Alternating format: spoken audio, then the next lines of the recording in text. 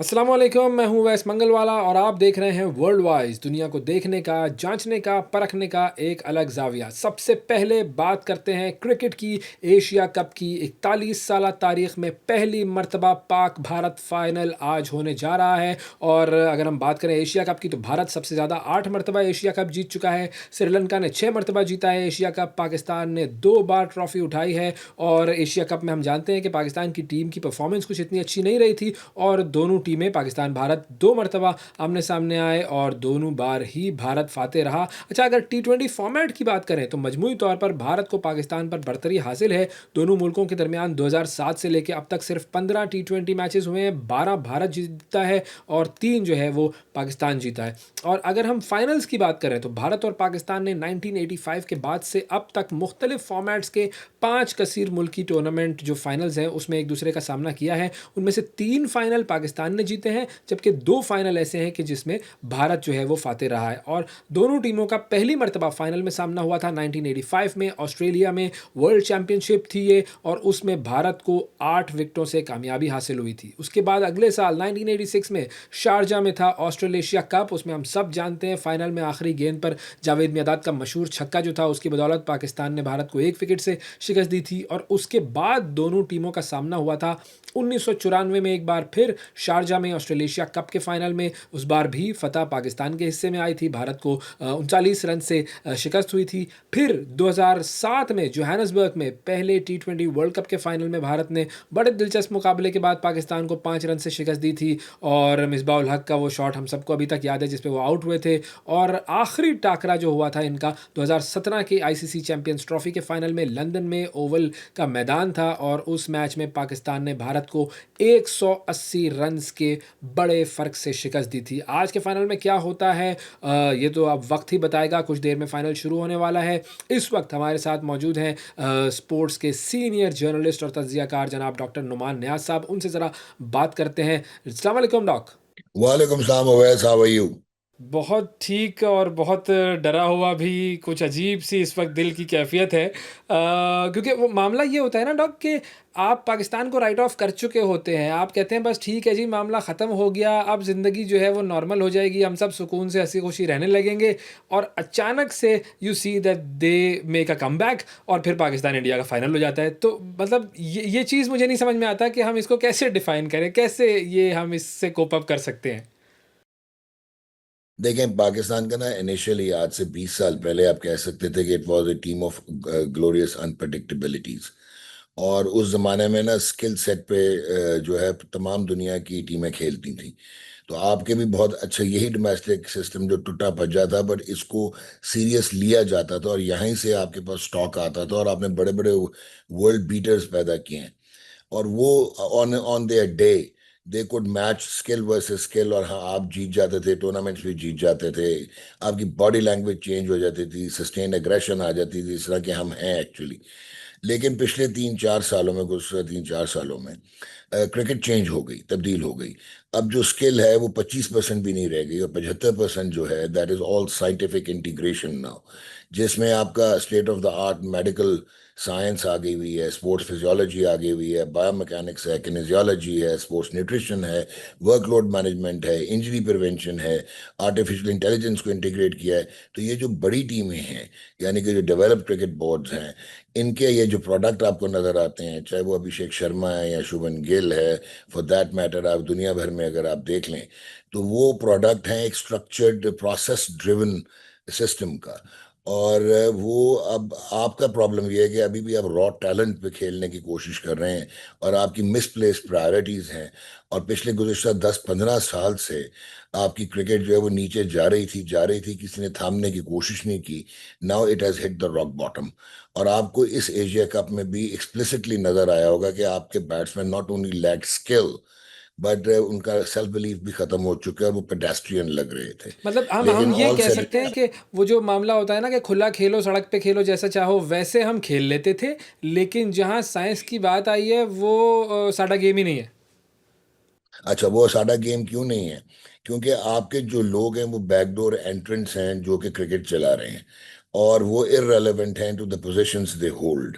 जिसकी वजह से क्या होता है कि वो इनसिक्योर होते हैं, अगर कोई बात करे भी हमारा अब जैसा कि यार अब ये टाइम आ गया, अब हम ये लेके आए और हम अपना ट्रेन द ट्रेनर्स करें, और हम टीयर क्रिकेट जो है 13, अंडर 17, अंडर 17, में हम इसको इनकलकेट करें, ताकि 4-5 साल में हमारे पास भी मॉडर्न क्रिकेटर्स हों।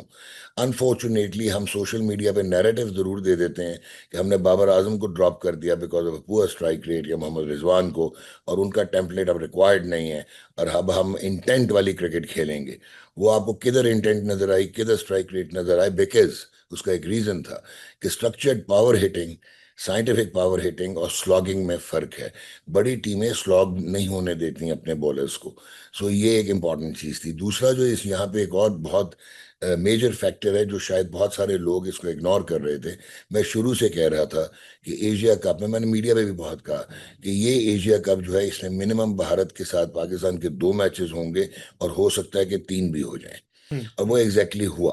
तो मैं नजूम, इल्म नजूम तो मेरे पास है नहीं, ना मैं कोई फाल निकालता, मेरे पास तोता है। So what I could understand and appreciate कि अगर आप 10th मई, ये थोड़ा सा उस तरफ जाते हैं, 10th मई की पोस्ट 10th मई अगर डायनामिक्स देखें, जिस तरह हजीमत उठाना पड़ी इंडिया को, हमारे मिलिटरली जो सक्सेस हुई, यस जो हमारे एयरफोर्स की थी, आर्म फोर्सेस की थी, जो बीजेपी का नैरेटिव रहा हमेशा, that was anti Pakistan thesis, as well as अगर आप देखें तो वो एंटाई मुस्लिम उस पर चलता है, एक्सट्रीमिज्म पे चलता है, और आपको उन्होंने बहुत लोअर डाउन करने की कोशिश की हुई थी। यस लेकिन यस फिर वो एक्सपोज, और फिर दुनिया में वो एक्सपोज हुए, और फिर आपका ट्रेंड शिफ्ट हुआ, there is a paradigm shift, कि आप ग्लोबली और इस रीजन में बहुत इंपॉर्टेंट प्लेयर बन गए। तो उसके बावजूद वो कैसे आए? बीसीसीआई तो आपसे बायलैटरल सीरीज भी नहीं खेलता, तो वो ये टूर्नामेंट क्यों खेले? तो हम्म। इसमें अगर हम आगे चलें, वो इसलिए खेले कि एक तो है हिंदुस्तान का क्रिकेट बोर्ड बीसीसीआई, जो कि एक जगरनॉट है फाइनेंशियल, और आईसीसी को हेगमोनिकली वो जो है वो होल्ड करता है। और यस यस अनफॉर्चुनेटली जो दुनिया की क्रिकेट है वो पोलराइज हो गई है, और सारों के वेस्टेड इंटरेस्ट इंडिया से जुड़ गए हैं, क्योंकि उनके पास आईपीएल एक 12 बिलियन का प्रोडक्ट है, डॉलर का। तो वो तो हो गया। फिर जितने भी दुनिया के ब्रॉडकास्टर्स हैं क्रिकेट के, वो सारे इंडियंस हैं। अब आप जैसा इंटेलिजेंट आदमी मेरे से पूछेगा कि भाईजान, इंडिया और पाकिस्तान का तो क्रिकेट में अब मुकाबला ही कोई नहीं है, अब तो जी सूर्य जी। कुमार यादव ने भी कह दिया कि रिवलरी नहीं है, तो फिर ब्रॉडकास्टर्स को इतनी चमक दमक क्या नजर आती है? तो मैं आपको अभी इनकी तो रेटिंग्स बाब की नहीं आई, लेकिन बाब की जो चैंपियंस ट्रॉफी की रेटिंग्स हैं, जहाँ पे इंडिया पाकिस्तान का एक 1 साइडेड मैच हुआ था दुबई में हाल ही में 6-7 महीने यस पहले, यस। उसमें 279 million people watched broadcast and 263 million watched digital. तो एक तो आई बॉल्स हैं जो ट्रांसलेट होते हैं कमर्शियल एयर टाइम में। राइट। दूसरा एक क्रिकेट की वाइट इकोनॉमी है, इस पे भी आपको जल्दी से बता देता हूँ। हम्म। वो ये है कि मुकेश अंबानी साहब हैं, जो कि बीजेपी के ग्रेटेस्ट डोनर हैं, बिगेस्ट डोनर हैं, और एक मेजर पावर प्लेयर हैं इन इंडिया। वो 40% मीडियम मार्केट होल्ड करते हैं in that country, 40% of Indian market, आप खुद सोचें। तो उन्होंने कोई पिछले 3 साल में कुछ बाइंग की है। उन्होंने एक वाईकॉम 18 खरीदी $576 मिलियन की, हाँ। और उन्होंने उसके बाद ये डिज्नी यूएस खरीदा $8.6 बिलियन का। फिर उन्होंने आईसीसी के ग्लोबल राइट्स क्रिकेट के खरीदे $3.01 बिलियन के। फिर उन्होंने आईपीएल के ग्लोबल राइट्स खरीदे $3.05 बिलियन के। हाँ। और ये जो एशिया कप है, ये Sony Pictures Network India, again एक स्ट्रॉन्ग फुट होल्ड है, उनका फुटप्रिंट है इंडिया में। उन्होंने $170 मिलियन के इसके राइट्स खरीदे, जो 10 टाइम्स मोर हैं प्रीवियस साइकिल से। मतलब आज के मैच पे आने से पहले ज़रा उस पॉलिटिक्स की बात कर लें कि आईसीसी के रूल्स ऑफ पॉलिटिक्स जो हैं वो मतलब उसकी तो धज्जियां बिखेर दी कि हम हाथ नहीं मिलाएंगे सूर्या कुमार यादव साहब, और हम जो है वो अपनी विनिंग स्पीच के अंदर वो डेडिकेट कर देंगे जी, और सारा जो पॉलिटिकल मामला है वो कर देंगे। अब इस पूरे सिलसिले पर एक तो सूर्या कुमार यादव को क्या सज़ा हुई, हारिस को क्या सज़ा हुई, साहबजादा फरमान फरहान तो चलें वो निकल गए कि जी ये इशारा पहले ही लोगों ने किया है। तो अब what has been decided for today कि आज क्या होने जा रहा है, हाथ मिलाएंगे नहीं मिलाएंगे, और अगर इंडिया जीत गया, अल्लाह ना करे चलें, तो वो कप लेंगे या नहीं लेंगे मोहसिन साहब से? नहीं, वो तो उन्होंने कहा हमने नहीं लेना, लेकिन इस पे बात करते हैं। बात ये है जी कि एक तो जो वो जो उन्होंने हाथ नहीं मिलाया, वो जेस्चर अगर देखें, जेस्टिकुलेशन देखें, तो that was contrary to the spirit of the game. लेकिन आईसीसी का कोई भी कोड उस चीज को कवर नहीं करता डायरेक्टली, कि अगर हैंडशेक नहीं होगा तो कोई पेनल्टी होगी या कोई ऑफेंस जो है वो होगा। तो आपने मैच रेफरी को गलत रगड़ दिया। एक तो जो मैच रेफरी ने आपको मैसेज पहुंचाया था, वो ठीक है कि being match referee he should have been neutral, जी। लेकिन लास्ट मोमेंट उसको जिसने मैसेज दिया था इंडियन टीम का, वो इंडियन टीम मैनेजमेंट नहीं थी, वो एशियन क्रिकेट काउंसिल ही का इवेंट मैनेजर था जिसने मैसेज दिया था। और एशियन क्रिकेट काउंसिल के हेड है मोहसिन नकवी साहब, जो कि पाकिस्तान क्रिकेट बोर्ड के भी सदर हैं। तो एक तो यहाँ पे था। अच्छा, आपने गलत फोकस किया और गलत रिजेंटमेंट शो की उस चीज पे। हुआ क्या कि जिस वक्त सूर्या कुमार ने एक बड़ी, मैं तो कहूँगा नॉनसेंसिकल किस्म की पॉलिटिकल इंटीग्रेशन करने की यस। कोशिश की और वो नैरेटिव चलाने की कोशिश की जो नैरेटिव की बेसिस ही नहीं है, हम्म। जो आज तक वो कुछ प्रूव ही नहीं कर सके। तो उसमें क्या हुआ कि जो पाकिस्तान टीम की मैनेजमेंट थी वो आईसीसी के कोड में आता था 2.1.1, 2.1.2 और 2.4, जो कि एक आर ये है, एसोसिएशन ऑफ आर्टिकल है, 2.1 ए है उसका। ये सारे क्लॉजेस लगते थे। लेकिन आपने ड्रेसिंग रूम में एक तो प्रोटेस्ट किया, आप गए नहीं प्रेस कॉन्फ्रेंस के लिए, बजाय कि आप वहां पे जाके टिट फॉर टैट करते, यस। क्योंकि एक प्रेसिडेंस बन गया हुआ था। और दूसरा, आपने टीवी स्विच ऑफ कर दिया, तो आपको पता ही नहीं लगा कि सूर्य कुमार ने बात क्या की है। अच्छा, अब जिस वक्त क्रिकेट बोर्ड को पता लगा, तो अब अनफॉर्चुनेटली जो उसमें एक और चीज हुई वो ये है कि एक रूल है जो कि 3.1 है, 3.1.1 है आईसीसी का कोड ऑफ कॉन्डक्ट का, जो कि ये कहता है कि भाईजान, आप ना 18 घंटे में, 36 घंटे में, या कुछ लीवरेज लेके 96 घंटे के अंदर अंदर अगर आप आईसीसी के मैच रेफरी को प्रोटेस्ट लॉन्च करेंगे, तो आगे ICC will be responsible. Okay. अब यहाँ पे आपने की प्रोटेस्ट लॉन्च 96 आवर्स में और अच्छे खासे एविडेंस के साथ की। लेकिन इंपॉर्टेंट क्या चीज थी कि ये जो क्लॉज है 2.4 का, उसमें आप डिमीन नहीं कर सकते ऑपोजिशन को, एटमॉस्फेयर मैच की आप नहीं हार्म कर सकते, और आप पॉलिटिकल, रेशियल और रिलीजियस बात नहीं कर सकते। तो ठीक। अगर आईसी आपको परमिशन लेनी थी अपने बोर्ड से पहले और फिर आईसीसी से। बोर्ड ने तो परमिशन दे दी सूर्या कुमार को, लेकिन जो आईसीसी था, वो अगर उसने परमिट किया था तो आईसीसी वाज इन ट्रबल, क्योंकि वो कॉन्ट्रावीनिंग अपने लॉ की थी। आप इंटरनेशनल कोर्ट ऑफ आर्बिट्रेशन में जाके उनको हिला के रख देते, जितना मर्जी जे शाह हो और जितना मर्जी जी। उनका वो जो सीईओ है वो हो। दूसरा जो प्रॉब्लम थी, वो ये थी कि अगर उन्होंने परमिशन नहीं दी थी तो ये ग्रॉस वायलेशन थी सूर्या कुमार की, और इस पे जो है एक्ट ऑफ डिस्क्रिमिनेशन का कोड लगता था। ठीक है। अच्छा, आपने तो प्रेजेंट कर दिया केस, फिर आपने एक और ब्लंडर किया। आपके चेयरमैन ने ये कह दिया कि हम जो है वो बायकॉट कर देंगे टूर्नामेंट का। हाँ। आप टूर्नामेंट का बायकॉट नहीं कर सकते, आर्टिकल ऑफ एसोसिएशन आईसीसी के मुताबिक आप पे सवेयर पेनल्टीज लगती हैं, जिसमें आपका स्टेटस सस्पेंड हो सकता था, आपको बैन किया जा सकता था from future appearances in global tournaments, और आपको 16 से 20 मिलियन डॉलर का नुकसान होना था। इन एडिशन टू, जो कि अगर आपको पता हो कि ये वाला जो अपना एशिया कप है, इसे $227 मिलियन मिलने हैं एशियन क्रिकेट काउंसिल को। हम्म। और जो फुल मेंबर 5 हैं उनको 15-15% आता है, और बाकी जो 25% है वो एसोसिएट मेंबर्स में जाता है। और इंडिया क्या करता है, वो अपना जो 15% है वो भी खुद नहीं लेता, वो इन एसोसिएट मेंबर्स को डोनेट कर जी। देता है। तो इसलिए उनकी, जिसको कहते हैं ना, गैर सगाली ताकत बड़ी है, डिप्लोमेटिक ताकत on the basis of money. हाँ। तो आप, अच्छा, फिर आपके चेयरमैन को शायद किसी ने ये भी उनको, क्योंकि उनका काम नहीं है, उनकी टीम का काम है एडवाइजर्स का, वो उन्होंने ये भी नहीं बताया कि सर, आप क्योंकि डायरेक्टर हैं on the board of directors of ICC, तो आप पे ICC code of ethics for directors भी एम्प्लॉय होता है, लागू होता है। और उसमें भी आपकी वायलेशन हो जाएगी अगर आप अपनी ही आईसीसी को डाउनकास्ट करने की कोशिश करेंगे, डिस्टर्ब करने की कोशिश करेंगे उसके प्रोसेसेस को। एवेंचुअली क्या हुआ, अक्लमंदी सैनिटी प्रिवेल्ड, पाकिस्तान ने कर दी अपना जो है ये 96 घंटे के अंदर अंदर प्रोटेस्ट। उस पे जब हियरिंग हुई, लोग समझ रहे हैं कि 30% फाइन जो है वो कम है।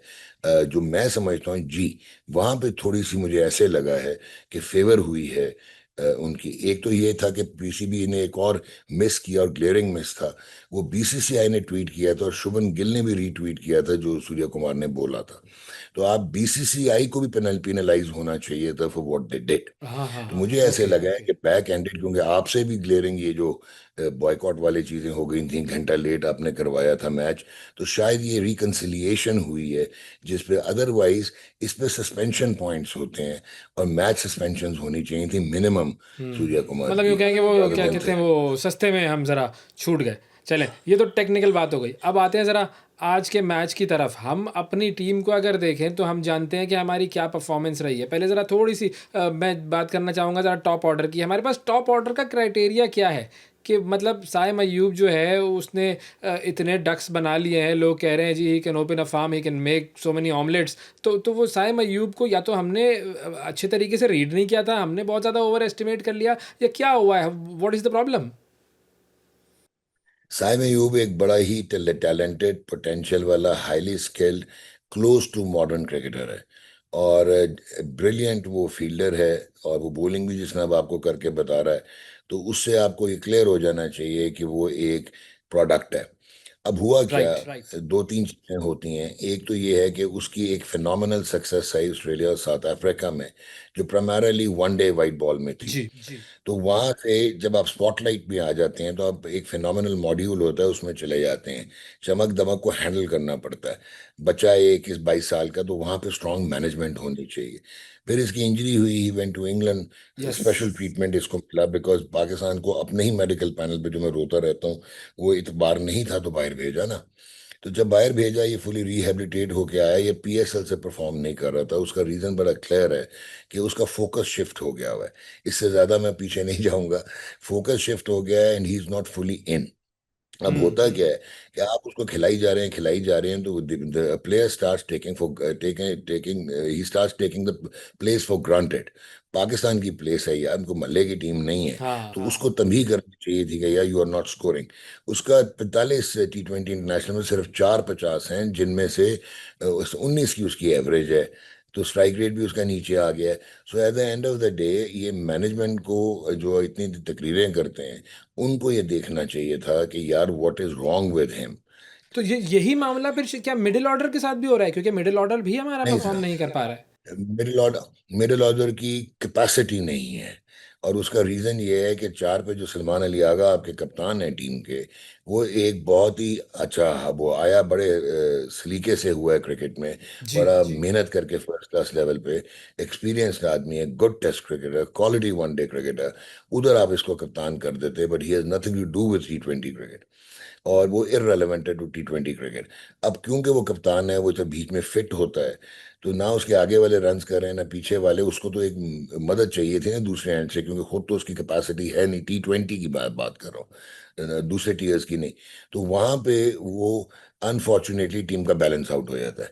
सो मच हो कि आपको हसन नवाज, जिसका स्ट्राइक रेट जो है इंटरनेशनल क्रिकेट में, करियर स्ट्राइक रेट 158 का है, और उसका 143 का कैरियर स्ट्राइक रेट है ऑल T20 क्रिकेट में। और वो एक ऐसा प्लेयर है जो कि वो पावर हिटिंग कर सकता है, जो उसके स्लॉट में हो। आपने उसको ड्रॉप कर दिया। फिर आप इतने डरे हुए हैं कि आपने bits and pieces allrounder number 10 तक खिला दिए, जहाँ पे आपने फ़हीम अशरफ को इनिशियली सही यूज नहीं किया। जी। वो गेंद कर सकता था, तो वो न्यू बॉल बॉल कर सकता था, तो आपने उससे बॉलिंग नहीं करवाई। फिर कप्तानी आपकी इतनी लकलस्टर हो गई कि इंडिया के साथ जो मैच था, जो आप हारे थे पहले वाला मैच, वहां पे आप शायद 91 आपने किया। जी। दूसरा मैच था या पहला मैच था जहाँ पे 91 पे आप 10 ओवर में थे? पहला मैच दु, था। तो वहां पे आपको फ्लो में थे आप। तो बजाय क्या वहां पे पिंच हिटर शाहीन अफरीदी भेजते, या नवाज भेजते, या राना भेजते, खबा फहीम, आपने भेज दिया हुसैन तलत। हुसैन तलत बेसिकली जो है वो है, जिसको कहते हैं ना, he can stem the torrent, के ऊपर से अगर जल्दी आउट हो जाएं तो वो रोटेटर, वो बड़ा अच्छा प्लेयर है मिडल ऑर्डर का, लेकिन वो रोटेटर ऑफ स्ट्राइक है। और वो रोटेशन, स्ट्राइक रोटेशन, वहां से आपने 17 गेंदों पे 17 रन किए। फिर साहबजादा फरहान ने उस दिन 2 ओवरों में एक गेंद खेला। हम्म। फिर उसके बाद अनफॉर्चुनेटली मोहम्मद नवाज, जो कि बल्ला निकलता है, बहुत ज़्यादा हिटिंग करता है, उसने 19 में से 9 डॉट खेल दी। फिर आप आगे चले तो आपने जो शोर शराबा मचाया हुआ था कि रिजवान ठीक नहीं है और हम लेके जाएंगे मोहम्मद हारिस को, उसको आपने बॉलिंग बैटिंग ही नहीं करवाई। और जो शाहीन अफरीदी था, जो कि 207 और 208 के स्ट्राइक रेट से पिछले 2 मैचों में लो स्कोर पे कंट्रीब्यूट कर चुका था, उसको आपने भरी नहीं करवाई। खुद आप खेलने आ गए। तो वहां पे अजीब सी सारा ये बात थी। पूरा फिर अरेंजमेंट मोहम्मद ही खराब हो नवाज, गया। ये दूसरे मैच का मामला था ना, कि जब हम बहुत अच्छी तरह से हम खेल रहे थे। अच्छा, फिर अब आपने मोहम्मद मैं नवाज, इसी को एक थोड़ा चीज सा और, कंपेयर मोहम्मद करूं ज़रा। नवाज। मैं श्रीलंका से ज़रा कंपेयर करूं इसको। श्रीलंका जो है वो जब इंडिया के सामने 200 बना सकता है और सुपर ओवर में वो चले हार जाता है, तो इसका मतलब ये है कि हम भी कर सकते हैं, क्योंकि इंडिया की बैटिंग लाइनअप को श्रीलंका ने उधेड़ दिया। तो फिर हम भी कर सकते हैं बहुत ना फिर सारे ये आज के लिए। बहुत बहुत सारे नाराज हो जाएंगे जब मैं ये कहूंगा कि श्रीलंका ने अंडर परफॉर्म किया है इस टूर्नामेंट में। श्रीलंका की बहुत तगड़ी T20 की टीम है, जो लास्ट मैच में आपको पथुम निसांका ने और कौशल ने परेरा ने दिखाया आपको। सो वो आउटस्टैंडिंग बैट्समैन है, और जिस तरह वो कुलदीप यादव को खेले, वो वाहिद दो बैट्समैन इस टूर्नामेंट में थे जो कुलदीप यादव को हाथ से रीड करके खेल रहे थे। तो मैं ये समझता हूँ कि पाकिस्तान की बैटिंग में इतनी स्किल ही नहीं है, इतनी एबिलिटी नहीं है। अब आपको घबराने की बात नहीं है। वो जो पहले दो मैचेस थे वहां पे इंडिया, क्योंकि आपसे अगर ऑन पेपर देखें तो वो बहुत सुपीरियर है, आपका कोई सही है। मैच ही नहीं है। They should eat you up अगर आप मेरिट पे देखने की कोशिश करेंगे। लेकिन अब हम्म। इंडिया के भी प्रॉब्लम्स हैं, तो लेट्स डिस्कस दैट। जी। एक तो गौतम गंभीर अगर रहा साल डेढ़, तो इंडिया की टीम भी पाकिस्तान बनते देर नहीं लगेगी, हालांकि उनका पीछे सिस्टम बहुत स्ट्रांग है। उसका रीजन ये है कि यशस्वी जायसवाल को आपने ड्रॉप कर दिया, जो कि एक सेंसेशनल फिनोमेना है, just to accommodate Shubman Gill. जब आपने शुभन गिल को अकोमोडेट किया अभिषेक शर्मा से ओपन करने के चक्कर में, तो जो आपका 4 T20 इंटरनेशनल हंड्रेड और जो ब्राइटेस्ट बैट्समैन है आपका, वो संजू सैमसन है। वो उसने जो 4 सेंचुरियां की हैं वो ओपनर या नंबर 3 की हैं, आपने उसको नीचे भेज दिया। ठीक है, ऊपर से सूर्य कुमार यादव, जो कि एक ब्रिलियंट T20 बैट्समैन है, पिछले 13 मैचेस में उसकी 11 की 11.5 की एवरेज है, 125 रन है, 82 का स्ट्राइक रेट है, तो वो एक वीक लिंक बना हुआ है। जी। सो अच्छा, फिर उसके बाद क्योंकि जसप्रीत बुमराह से आप ऊपर से 3 ओवर करवाते हैं, तो डेथ बॉलिंग बड़ी प्रॉब्लम हुई हुई है। अगर आप अर्शदीप को खिलाते हैं तो आपको शिवम दुबे को निकालना पड़ेगा। मिडिल ऑर्डर उनकी भी वल्नरेबल है। तो इसके ये नहीं है कि ये Indian team is unbeatable, you can beat them. एक दूसरा, जब आप फाइनल में आ गए, उनके पास देखें कि कितना ड्रैग है, उनके पास पॉलिटिकल ड्रैग है, नैरेटिव है। हम्म। वो इंडिया उतरेंगे कैसे अगर मैच हार जाते हैं तो, whereas you have nothing to lose हमारे पास तो बिकॉज नथिंग टू लूज वाला मामला है। यस। तो इसका क्या मतलब हुआ कि दे स्टार्ट अंडर प्रेशर। तो पहले जो 85-15% लगता था इंडिया पाकिस्तान, आज का मैच 50-50 होगा, could go either way on one individual brilliance. आज का मैच है जी 50-50। देखना यह है कि अब आज के मैच में क्या होता है। बहुत शुक्रिया अदा करेंगे डॉक्टर नुमान नियाज़ साहब हमारे साथ मौजूद थे, और पॉलिटिक्स भी डिस्कस कर ली, टेक्निकलिटीज़ भी डिस्कस कर ली। अब देखना यह है कि हमारे खिलाड़ी जो हैं वो मैदान में क्या करते हैं। बहुत शुक्रिया अदा करेंगे डॉक्टर नुमान नियाज़ साहब का। और अब नाजरीन रुख करते हैं फ्रांस का। फ्रांस की एक फौजदारी अदालत ने साबिक सदर निकोलस सरकोजी को लिबिया से मुबैना तौर पर गैर कानूनी इंतखाबी फंडिंग वसूल करने के इल्ज़ाम में 5 साल कैद की सज़ा सुना दी है। और अदालती फैसले में यह कहा गया है कि 2005 से 2007 के दौरान सरकोजी ने उस वक्त के जो लीबिया के सदर थे मोहम्मद कज़ाफ़ी, उनसे माली मुआवनत हासिल की और उसके बदले उन्हें सिफारती हिमायत फराहम की थी, और इस वजह से उन्हें जो है वो ये सज़ा सुनाई गई है। और अब ये मामला क्या है, इसकी तफसील क्या है, इस हवाले से हम बात करते हैं। हमारे साथ यूनुस खान साहब मौजूद हैं, सीनियर सहाफ़ी हैं, फ्रांस से हमें ज्वाइन कर रहे हैं। यूनुस साहब बहुत शुक्रिया आपका, प्रोग्राम के लिए आपने वक्त निकाला। अब ये अदालत ने जो निकोलस सरकोजी जो हैं साबिक फ्रांसीसी सदर, उन्हें 5 साल कैद की सज़ा सुना दी है, तो ये फॉरेन फंडिंग का मामला है टेक्निकली, तो इस जुर्म की तफसील क्या है? जी, इसको आप बिल्कुल जो फ़ॉरेन फंडिंग का केस भी कह सकते हैं, और ये बुनियादी तौर पर 2007 को जब निकोला सरकोज़ी जो है वो इलेक्शन लड़ने, सदारती इलेक्शन लड़ने जा रहा था, तो उस वक़्त जो है कोई 50 मिलियन जो रकम थी, उसकी जो मसावी रकम थी, वो लिबियाई हुकूमत जो कज़ाफ़ी रजीम थी, उन्होंने निकोला सरकोज़ी को जो है वहाँ पे जो है उनको उनके हवाले की। और निकोला सरकोज़ी ने वो जो रकम थी वो इंतखाबी मुहिम के अंदर जो है वो इस्तेमाल किया था। और यही वजह थी कि जब 2013 में जो पहली बार जो है इस फंड के हवाले से बाज़गोश सुनाई दी गई, और मुअम्मर कज़ाफ़ी के बेटे ने जो है इल्ज़ाम लगाया था कि जो है हमने जो निकोला सरकोज़ी के इलेक्शन मुहिम के लिए जो है वो फंड भी दिए थे, लेकिन जो है उन्होंने हमारी कभी भी मदद नहीं की। और उसके बाद एक लबनानी ताजर ने भी उस हवाले से उसकी बात की तरदीद की, और उन्होंने कहा कि मेरे पास इस हवाले से सबूत भी मौजूद है कि ये जो पैसे जो है वो जो ट्रांसफ़र हुए थे। उसके बाद जो है फ्रांस के अंदर उस हवाले से बहुत ज़्यादा हिलचल मच गई थी सियासी तौर पर, और उस हवाले से तफ्तीश का आगाज़ शुरू कर दिया गया था। और 2013 से जो है ये फ्रांस की जो अदालत के अंदर ये केस चल रहा है, और बला आखिर आखिर अब इस केस के हवाले से फ़ैसला सुना दिया गया, और हमने देखा कि उसमें जो निकोला सरकोज़ी है उसके खिलाफ जो है फ़ैसला आया, जिसमें उसको 5 साल जो कैद है उसकी सज़ा सुनाई गई है और उसमें कहा गया है कि जो निकोला सरकोज़ी है वो इस हवाले से जो है उन्होंने जो फ़ंड हासिल किए हैं और जिस तरीके से उनके पार्टी के लोगों ने इसमें जो डील की थी, उसमें जो है बेकायदगियाँ हुई हैं और उस हवाले से जो है अदालत ने 5 साल की इनको सज़ा सुनाई है। अच्छा, ये बताइएगा कि मुअम्मर कज़ाफ़ी से सरकोज़ी के ताल्लुकात कैसे थे और कज़ाफ़ी ने सरकोज़ी को फंडिंग क्यों की थी? देखिए, कज़ाफ़ी और जो फ्रांसीसी हुकूमत के ताल्लुकात जो है वो हमेशा बहुत अच्छे रहे माज़ी में और खुशगवार रहे थे और हमने देखा कि जो उनके काफ़ी ज़्यादा यहाँ पे जो है इन्वेस्टमेंट भी थी फ्रांस के अंदर और फिर ये जो मामला आया है, ये जो निकोला सरकोज़ी को जो है वो माली माउनत की और जहाँ पे इलेक्शन में मदद के हवाले से, तो ये इस हवाले से जो यहाँ पे मीडिया में खबरें आ रही हैं, वो ये थी कि एक मुआहदा हुआ था बुनियादी तौर पर कज़ाफ़ी और निकोला सरकोज़ी के दरमियान। उसमें ये बात की गई थी कि हम चूँकि आप इस टाइम फ़ेवरेट है और आप सदारत के लिए इस टाइम एक मज़बूत उम्मीदवार हैं, तो हम आपको जो है आपके इलेक्शन के लिए फ़ंड देंगे, लेकिन उसके बदले आपने हमारे जो सॉफ्ट इमेज है और हमारे जो इंटरेस्ट है उसके हवाले से आपने काम करना है और ये वो एक मुआहदा हुआ था दोनों के दरमियान और उस हवाले से जो मुअम्मर कज़ाफ़ी का जो बेटा है और यहाँ पे एक जो लबनानी बिज़नेसमैन था, उसके पास भी इस हवाले से तफ़सीलात है और बहुत से ऐसे दीगर शवाहिद भी मौजूद है, जिसके बाद हमने देखा कि यहाँ पे जो फ्रांसीसी हुकूमत ने जो कानून नाफ़िज़ करने वाले इदारे हैं, उन्होंने इस हवाले से तफ़्तीश का आगाज़ किया और बलाहिर हमने देखा कि उसमें जो साबिक फ्रांसीसी सदर है, उसको इस हवाले से सज़ा सुनाई गई। तो अब जो सज़ा सरकोज़ी को दी गई है, उसमें सिर्फ़ कैद की सज़ा है या कोई और जुर्माना भी आयद किया गया है? जी, इसमें इन्होंने 5 साल जो है वो क कैद की सज़ा सुनाई दी है और उसके साथ-साथ जो 1 लाख यूरो जुर्माना है, वो भी उसके ऊपर आयद किया गया है। तो बुनियादी तौर पर सज़ा के साथ 5 साल कैद के साथ इनको जो है 1 लाख यूरो का जो जुर्माना है, वो भी इनके ऊपर आयद किया गया।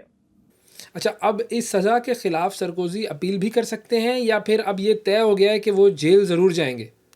जी, बिल्कुल, आपने बहुत अच्छा सवाल किया और उस हवाले से हम देख रहे हैं कि यूरोपियन मीडिया में भी बहुत से जो है बातें की जा रही हैं। इस वक़्त जो है वो निकोला सरकोज़ी के पास अपील का हक़ हासिल है, लेकिन जज ने जिस तरीके से फ़ैसला दिया है, उसमें यही नज़र आ रहा है कि आइंदा चंद दिनों में जो निकोला सरकोज़ी है, उसको जेल जाना पड़ेगा और वो अपनी अपील का जो है हक़ महफ़ूज़ रखते हैं, लेकिन जेल उसको जाना पड़ेगा कि उनके जो फ़ैसले के अंदर ऐसी शिकें डाली गई हैं कि उनको हर हालत में जेल जाना पड़ेगा और इस हवाले से यहाँ पे जो सियासी मुबस्सिरीन हैं, वो भी कहते हैं कि ये फ्रांस के कोई पहले सदर होंगे जो कि इनको इतनी इस हवाले से ऐसी सज़ा हुई है और जिसको जेल जाना पड़ रहा है। आइंदा आने वाले चंद दिनों में हम देख सकेंगे कि शायद उनके लिए उनको जेल भेजा जाए और उस हवाले से जो यूरोपियन मीडिया और फ्रांसीसी मीडिया भी कहते हैं कि ये केस यहाँ के मुकामी सियासत के लिए इसलिए भी अहम है कि ये यहाँ के जो सियासी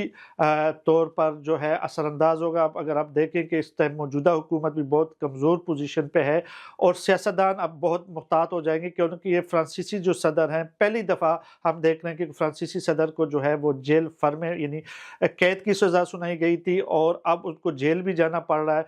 तो अब मेरे ख़्याल में जो ये जो फ़ैसला आया है उस हवाले से जो लोग बात कर रहे हैं यहाँ पे सियासी मुबस्सिरीन, उनका कहना है कि इससे ये ज़ाहिर होता है कि हमारी अदालतें जो है वो आज़ाद है और कोई भी छोटा या बड़ा उनके खिलाफ जो ये इस तरह के फ़ैसले आ रहे हैं। जबकि निकोला सरकोज़ी का कहना था कि वो इस फ़ैसले के खिलाफ जो है वो अपील में जाएँगे और वो बेगुनाह हैं। और सरकोज़ी को इससे कबल भी 2 मुकदमात में सज़ा सुनाई जा चुकी है, लेकिन वो जेल जाने से बचे रहे थे, तो ऐसा क्यों है? जी देखिए बिल्कुल आपकी बात सही है। पहले भी कई केसों में जो है निकोला सरकोज़ी को सज़ाएँ हुई हैं, लेकिन वो जेल नहीं गया। उसके कई जो है वो कानूनी और जो है उसके नुकात हैं जिसकी वज़ह से वो जेल नहीं गया। यहाँ पे फ्रांस के कवानीन के मुताबिक अगर आपको 2 साल या 2 साल से कम सज़ा होती है, तो आपको जो इलेक्ट्रॉनिक ब्रेसलेट होती है वो आपको पहनाई जाती है और आप घर में अपनी कैद जो है वो काट सकते हैं और उनकी जो पहली सज़ाएँ थी वो 2 साल या 2 साल से कम थी। यही वजह थी कि उसको ब्रेसलेट या इलेक्ट्रॉनिक जो आलात होती हैं वो लगाकर घर में उसको अपनी सज़ा की जो है वक़्त गुज़ारने की इजाज़त दी थी। लेकिन अब चूँकि यहाँ पे ये केस मुख्तलिफ है, उसमें जो है ये 2 साल से ज़्यादा है, ये 5 साल की सज़ा सुनाई गई है, तो ये एक कानूनी नुक्ता बनता है। दूसरी चीज़ है कि ये उसमें उसने फ़र्मे कहा है और उसमें जज ने ज़ोर देकर कहा कि इसको जेल भेजा जाए, तो इसलिए लग यही रहा है कि आइंदा चंद दिनों में निकोला सरकोज़ी को जेल भेज दिया जाएगा। बहुत शुक्रिया अदा करेंगे यूनुस खान साहब हमारे साथ मौजूद थे फ्रांस से और बात हो रही थी फ्रांस के साबिक सदर निकोलस सरकोजी की सज़ा की। और अब आपको लेकर चलते हैं स्विट्ज़रलैंड की तरफ, जहां पर कुछ ग्लेशियर्स पिघल रहे हैं और उसकी वजह से कुछ ऐसे देहात हैं जिनको बहुत ज़्यादा ख़तरा है। इमरान मुज़म्मिल हमारे नुमाइंदे हमारे साथ मौजूद हैं और उनसे हम ज़रा इस बारे में बात करते हैं। जी इमरान, बताइएगा कि ये कौन से गाँव हैं और ग्लेशियर्स की वजह से इनको क्या ख़तरा है? जी बिल्कुल, स्याहों की जन्नत समझा जाने वाला मुल्क स्विट्ज़रलैंड इस वक्त अपनी तेज़ी से पिघलते हुए ग्लेशियर के हवाले से एक मुश्किल और परेशान कुन सूरत हाल से दो चार है। मौसमियाती तब्दीलियों के नुमायाँ और वाज़ेह असरात स्विट्ज़रलैंड में तेज़ी से पिघलते हुए ग्लेशियर की सूरत में नज़र आ रहे हैं। इन तेज़ी से पिघलते हुए ग्लेशियर की वजह से स्विट्ज़रलैंड की मुकामी सियाहत और बस्तियाँ शदीद खतरे की जद में हैं। हाल ही में स्विस ब्लेटन नामी एक गाँव, जहाँ ग्लेशियर के पिघलने और खिसकने की वजह से 95% का हिस्सा ग्लेशियर के तले दब गया और वहाँ रेस्क्यू टीमों को लोगों को रेस्क्यू करने में भी काफ़ी मुश्किलात का सामना करना पड़ा। स्विट्ज़रलैंड के मुकामी साइंसदानों का कहना था कि इन तेज़ी से पिघलते हुए ग्लेशियर की वजह से स्विट्ज़रलैंड के इंफ्रास्ट्रक्चर और सियाहत में कमी वाक़या हो सकती है और इसके अगर हमने इसको बर वक्त इसके लिए इक़दाम ना किए तो ये मज़ीद स्विट्ज़रलैंड को मज़ीद खतरात से दो चार कर सकता है। मज़ीद उनका ये कहना था कि हमें एक बेहतरीन अलार्मिंग और एवैक्यूएशन सिस्टम की ज़रूरत है जो हमें वक्त से पहले ये बता सके कि कहाँ ज़्यादा खतरा संगीन खतरा मौजूद है। स्विट्ज़रलैंड की हुकूमत इस चीज़ को बड़ा संजीदगी से ले रही है और संजीदगी से गौर कर रही है कि हम इन टूल्स का ज़्यादा से ज़्यादा इस्तेमाल कर सकें और जो बस्तियाँ ग्लेशियर के नज़दीक हैं उनको बर वक्त जो है वो महफूज मकामात पर मुंतकिल किया जा सके। स्विट्ज़रलैंड की हुकूमत पहले ही जो इस वक्त वल्नरेबल ग्लेशियर्स हैं वहाँ पे अपना अलार्मिंग सिस्टम लगा चुकी है और उनको उनको बड़ी सख्ती से मॉनिटर कर रही है और जहाँ पे भी ऐसा कोई ख़तरा मौजूद होता है स्विट्ज़रलैंड अपने मुकामी शहरियों को इन्फॉर्म करती है कि वो वहाँ से जल्द अज जल्द एवैक्यूएट कर जाएँ। लेकिन इस हवाले से स्विट्ज़रलैंड को एक और मुश्किल भी दरपेश है कि स्विट्ज़रलैंड को इतने ज़्यादा तादाद में लोगों को एक दूसरी महफूज मकामात पर बसाने का जो मनसूबा है वो भी काफ़ी मुश्किल और पेचीदा है। इस वक्त शहरों में पहले ही बहुत ज़्यादा आबादी का दबाव है और अगर इन लोगों को यहाँ शहरों में बसा दिया जाता है तो मज़ीद मकानात में कमी वाक़या हो सकती है। स्विट्ज़रलैंड इस हवाले से अपनी जितनी भी इमिग्रेशन पॉलिसीज़ हैं उनको भी मज़ीद सख्त कर रही है ताकि लोगों की आमद को यहाँ रोका जा सके और ताकि ये जो कमी है, मकानात की कमी है, उनको पूरा करने के लिए उनको वक्त चाहिए और इस सिलसिले में ऑलरेडी बहुत सारे मंसूबों पे काम भी कर रही है ताकि लोगों को जो है वो अच्छी रहने की सहूलियात मुयस्सर की जा सकें। लेकिन ये जो सूरत हाल इस वक्त तेज़ी से पिघलते हुए ग्लेशियर और बढ़ते हुए पानी की सतह और कम होती ज़मीन जो है वो स्विट्ज़रलैंड के इस वक्त सरदर्द बनी हुई है। बहुत शुक्रिया अदा करेंगे इमरान मुज़म्मिल, हमारे कॉरेस्पॉन्डेंट स्विट्ज़रलैंड से हमें ज्वाइन कर रहे थे। आगे बढ़ते हैं नाजरीन और अब आपको ज़रा लेकर चलते हैं जी अमेरिका की तरफ, जहां पर जो ग्लोबल फाइनेंस है और जो इकोनॉमिक पावर है अमेरिका की, वो एक इमारत में आपको नज़र आती है और वो इमारत है New York stock exchange. Saddam Tufail हमारे कॉरेस्पॉन्डेंट न्यूयॉर्क से हमें ज्वाइन कर रहे हैं और हमें इस न्यूयॉर्क स्टॉक एक्सचेंज की इमारत के बारे में कुछ बता रहे हैं। मैं इस वक्त मौजूद हूँ न्यूयॉर्क की वॉल स्ट्रीट पर। जी हाँ, वही वॉल स्ट्रीट जहां पर न्यूयॉर्क स्टॉक एक्सचेंज है और ये वो स्टॉक एक्सचेंज है दुनिया की जहां पर होने वाले फैसले पूरी दुनिया की मईशत पर असरअंदाज होते हैं। न्यूयॉर्क सिटी के दिल में वाक़ वॉल स्ट्रीट दुनिया की मालियाती सरगर्मियों का मरकज समझा जाता है। ये सिर्फ एक सड़क नहीं बल्कि एक ऐसी जगह है जहां से आलमी मईशत की रफ्तार तय होती है। वॉल स्ट्रीट पर कायम न्यूयॉर्क स्टॉक एक्सचेंज दुनिया की सबसे बड़ी और पुरानी स्टॉक मार्केट है जहां रोजाना खरबों डॉलर्स की खरीदो फरोख्त होती है। 1792 में महज 24 ब्रोकर्स के साथ शुरू होने वाला ये निजाम आज एक ऐसी ताकत और मईशती कुव्वत बन चुका है जिस पर दुनिया की नजरें लगी रहती हैं। यहाँ हर लम्हा फैसला कुन सौदे होते हैं जो न सिर्फ अमरीकी बल्कि आलमी मईशत को मुतासर करते हैं। Technology, energy, health care, pharmaceutical, banking और एंटरटेनमेंट समेत हर बड़े शोबे की कंपनियां यहाँ रजिस्टर्ड हैं। वॉल स्ट्रीट पर लगा हर घंटा, हर मिनट सरमायाकारों के लिए नई उम्मीदें और नए खदशात लेकर आता है। कभी एक मस्बत ऐलान मार्केट में तेजी पैदा कर देता है और सरमायाकारों के चेहरे खुशी से दमक उठते हैं, तो कभी एक मनफी खबर बड़े पैमाने पर गिरावट का बायस बनती है और आलमी मार्केट्स को हिला कर रख देती है। यही वजह है कि यहाँ के उतार चढ़ाव को दुनिया के हर कोने में सरमायाकार लम्हा ब लम्हा मॉनिटर करते हैं। न्यूयॉर्क स्टॉक एक्सचेंज के सामने नस्ब चार्जिंग बुल का मुजस्मा सरमायाकारों की उमंग और हौसले की अलामत माना जाता है। ये वो जगह है जहाँ ख्वाब हकीकत में ढलते हैं, जहाँ सरमाया रिस्क से जुड़कर नए इम्कानात पैदा करता है और जहां से दुनिया की मईशत का रास्ता मुतय्यन होता है। वॉल स्ट्रीट सिर्फ अमेरिका का मालियाती मरकज नहीं बल्कि आलमी सरमायादाराना निजाम की अलामत है। यहाँ होने वाली सरगर्मियां न सिर्फ अमेरिकी अवाम बल्कि दुनिया के अरबों लोगों की जिंदगियों पर असर डालती हैं। इसलिए कहा जाता है कि न्यूयॉर्क वॉल स्ट्रीट हिलता है तो दुनिया की मईशत हिलती है। जब भी आप न्यूयॉर्क आए, न्यूयॉर्क की वॉल स्ट्रीट पर जरूर आए, क्योंकि दुनिया की सबसे ताकतवर तरीन stock exchange New York stock exchange wall street पर है। चाहे आप सरमायाकार हो या सयाह, वॉल स्ट्रीट की गहमा गहमी का असर तो हर शख्स पर पड़ता है। सद्दाम तुफैल, न्यूयॉर्क। बहुत शुक्रिया अदा करेंगे सद्दाम तुफैल, हमारे नुमाइंदे अमेरिका से हमें ज्वाइन कर रहे थे। नाजरीन, आज के प्रोग्राम में इतना ही। आपसे अगले प्रोग्राम में फिर मुलाकात करेंगे। उस वक्त तक के लिए इजाज़त दीजिए। अल्लाह हाफिज़।